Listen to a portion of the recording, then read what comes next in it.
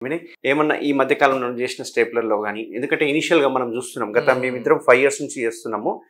So, 5 ఇయర్స్‌లో స్టార్టింగ్‌లో చూస్తే అన్ని అతుకులొచ్చేటివి. అసలు అతుకులు తీసి లోపలికెళ్ళి స్టాప్లర్ కొట్టాలంటే చాలా టఫ్ అనిపిచ్చేది. బట్ మనం చేసే అవేర్‌నెస్ వల్ల ఏమైందంటే ఇనీషియల్ స్టేజ్‌లోనే వాళ్ళు ఐడెంటిఫై చేసుకుంటున్నారు. ఎందుకంటే ఒకప్పుడు షుగర్ ఉంటే గుర్తుపట్టనీకి వచ్చేది కాదు. బట్ ఇప్పుడు షుగర్ వలన ఆ ముందరున్న చర్మం ఇబ్బంది పడడము, దానివల్ల మన దగ్గరికి రావడం అనేది చూస్తూ ఉంటాం. సో, మేము ఇద్దరం కలిసి ఒక 30,000 సర్జరీస్ చేసుంటాం ఇప్పటిదాకా. సో, తనకేమైనా డిఫికల్ట్ అనిపించిందా అనేది తెలుసుకుందాం ఈరోజు. వినయ్? అంటే ఈ మధ్య కాలంలో మన దగ్గర డిఫికల్ట్ కేసెస్ చేసాం గానీ ఏంటంటే 100% మనం స్టాప్లర్ తోటే చేసాం. అది గూడా ఏంటంటే బలనైటిస్ వచ్చి లేదంటే పేషెంట్‌లకి ఫైమోసిస్ చాలా రోజుల నుంచి ఉండి బల్నా పాస్టైటిస్ ఇవన్నీ కాంప్లికేట్ అయ్యి ఏమవుతాయంటే లోపట అన్ని అతుకులు ఫార్మ్ అవుతాయి.